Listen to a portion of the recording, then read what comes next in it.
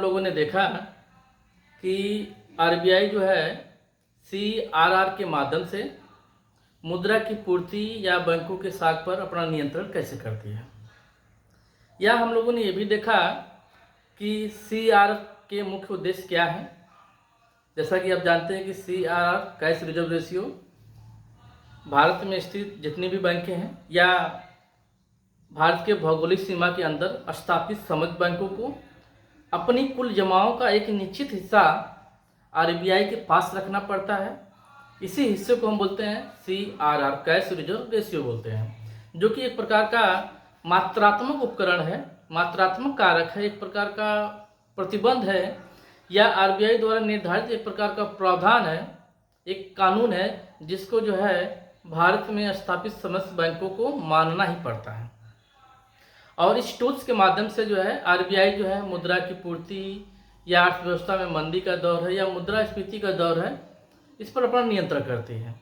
आज की वीडियो में हम लोग समझेंगे कि एसएलआर क्या होता है, स्टैट्यूटरी लिक्विडिटी रेशियो क्या होता है, जिसको बोलते हैं सावधिक तरलता अनुपात, ये क्या होता है। तो ये भी जो है एक प्रकार का मात्रात्मक उपकरण है, मात्रात्मक कारक है, एक प्रकार का प्रतिबंध है, एक प्रकार का प्रावधान है जिसे आरबीआई ने बनाया है। और इस प्रावधान के अनुसार जो है भारत की भौगोलिक सीमा के अंदर स्थापित समस्त बैंकों को, चाहे वे सार्वजनिक क्षेत्र के बैंक हो, चाहे वे निजी क्षेत्र के बैंक हो, चाहे वे विदेशी बैंक हो, यदि भारत की भौगोलिक सीमा के अंदर है तो उनको अपनी कुल जमाओं का एक निश्चित हिस्सा अपने पास यानी स्वयं के पास रखना पड़ता है।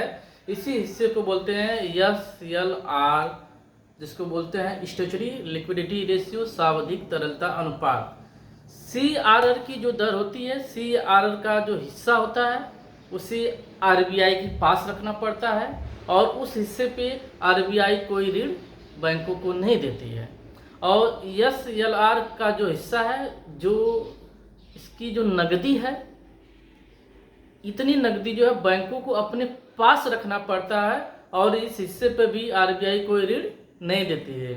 तो एक दफ़ा आरबीआई ये कहती है कि आप अपनी कुल जमाओं का एक निश्चित हिस्सा हमारे पास रखिए, जिसको वो कहती है CRR cash reserve ratio.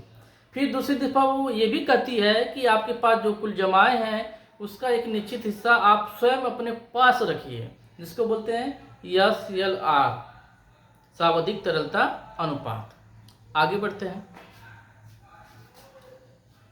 SLR का निर्धारण आरबीआई द्वारा किया जाता है। जितने भी मात्रात्मक उपकरण हैं, जितने भी मात्रात्मक कारक हैं या प्रतिबंध है, सबका निर्धारण आरबीआई करती है। आरबीआई जो है अपने हाथ में सबका नियंत्रण रखी है। मुद्रास्फीति के समय एसएलआर को बढ़ाया जाता है। हम इसको समझते हैं कि अर्थव्यवस्था में जो मुद्रा की जो पूर्ति है और जो एसएलआर है, इनके बीच विपरीत संबंध होता है। एसएलआर जब बढ़ता है तो अर्थव्यवस्था में मुद्रा की पूर्ति घट जाती है। तो अर्थव्यवस्था में जब मंदी का दौर चल रहा होता है, जब अर्थव्यवस्था में मुद्रास्फीति का दौर चलता है, महंगाई का दौर चलता है, एक ऐसी स्थिति बनती है अर्थव्यवस्था में जब वस्तुओं सेवाओं की कीमतें लगातार बढ़ रही होती हैं और एक जो गरीब वर्ग है, जो निम्न वर्ग है, जो मध्यम वर्ग है, जिस पर इसका बुरा प्रभाव पड़ रहा है, साइड इफेक्ट पड़ रहा है, तो ऐसे लोगों के लिए जो है अर्थव्यवस्था जो है आरबीआई जो है वो काम करती है और मुद्रा की जो पूर्ति है, अर्थव्यवस्था में जो मुद्रा की जो सप्लाई है, इस पर नियंत्रण करती है। या बैंकों का जो साख है, बैंकों के पास जो नकदी की उपलब्धता है, उस पर नियंत्रण करती है। और क्या करती है, जब महंगाई का दौर होता है तो एसएलआर की दर को आरबीआई बढ़ा देती है। वर्तमान में जो एसएलआर की दर है 18% चल रही है। यानी बैंकों के पास जो भी जमा होगा, मान लीजिए बैंकों के पास जो है 100 करोड़ जमा हो रहा है, उनकी जो कुल मांग जमा जो है वो 100 करोड़ जमा हो रही है। तो 100 करोड़ का जब 18% निकालेंगे तो लगभग आएगा 18 करोड़। तो बैंकों को 18 करोड़ अपने पास रखना पड़ेगा। अगर सीआरआर की दर जो है 4.5% है तो 4.5 करोड़ रुपया जो है आरबीआई के पास रखना होगा। तो एक अच्छा खासा अमाउंट जो है बैंकों को जो है अपने पास आरबीआई के पास रखना पड़ता है। बाकी जो अमाउंट बचेगा, जो शेष अमाउंट बचेगा, वही बैंकों का साख होगा और उसी पैसे से जो है बैंकें क्या करेंगी, अर्थव्यवस्था में निवेश करेंगी या जिनको ऋण की जरूरत है उनको ऋण देंगे। तो जब अर्थव्यवस्था में महंगाई का दौर होता है, मुद्रास्फीति का दौर रहता है, तो CRSLR की दर RBI बढ़ा देती है और CR की दर भी बढ़ा देती है। इससे क्या होता है कि बैंकों का जो साख है, बैंकों के पास जो नकदी है वो कम पड़ जाती है। जब नकदी कम होगी तो अर्थव्यवस्था में मुद्रा की जो सप्लाई है, मुद्रा की जो पूर्ति है वो कम पड़ जाती है। और अर्थव्यवस्था में जब मुद्रा कम होगी, यानी लोगों के पास जब पैसे कम होंगे, तो लोग वस्तुओं सेवाओं की मांग कम करेंगे। जब मांग कम होगी तो कीमतें घटेंगी। जब कीमतें घटेंगी यानी वस्तुएं सस्ती होंगी, तो इससे जो निम्न वर्ग है, जो गरीब वर्ग है, जो मध्यम वर्ग है, वह लाभान्वित होगा, उससे प्रॉफिट होगा, उसके लिए एक बेहतर स्थिति बनती है। तो RBI जो है इस तरह से नियंत्रण करती है। इसके जस्ट विपरीत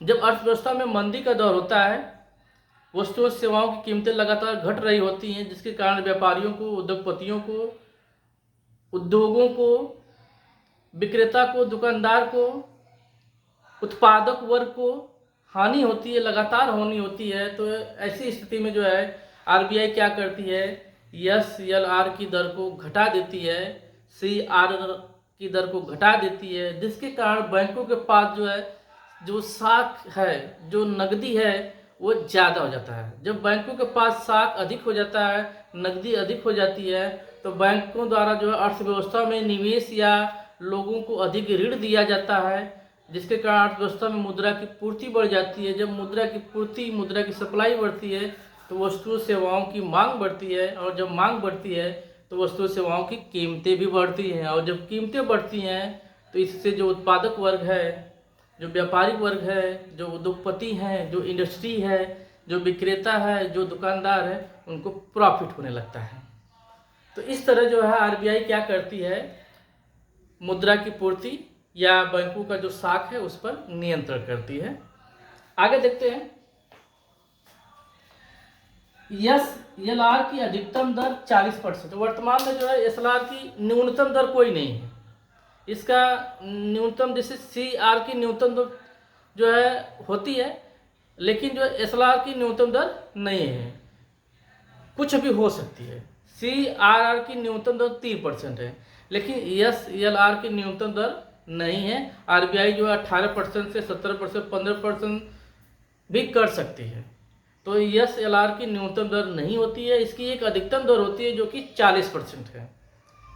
समय के साथ परिस्थितियों के अनुसार RBI इसमें परिवर्तन भी कर सकती है। तो वर्तमान में जो SLR की दर है वो 18% है। करंट रेट जो अक्टूबर 2024 में जो है ये रेट चल रहा है। आई होप आपको समझ में आ गया होगा कि ये SLR क्या होता है। यहाँ से कुछ प्रश्न बनते हैं जिसका आंसर आपको देने हैं यूट्यूब के कमेंट बॉक्स में। चलिए बताइए, SLR का निर्धारण कौन करता है?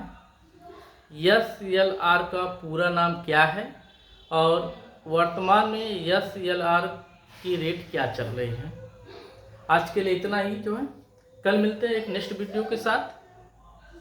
समझेंगे कि बैंक रेट क्या होता है, रेपो रेट क्या होता है, रिवर्स रेपो रेट क्या होता है। फिलहाल आज के लिए इतना ही। धन्यवाद।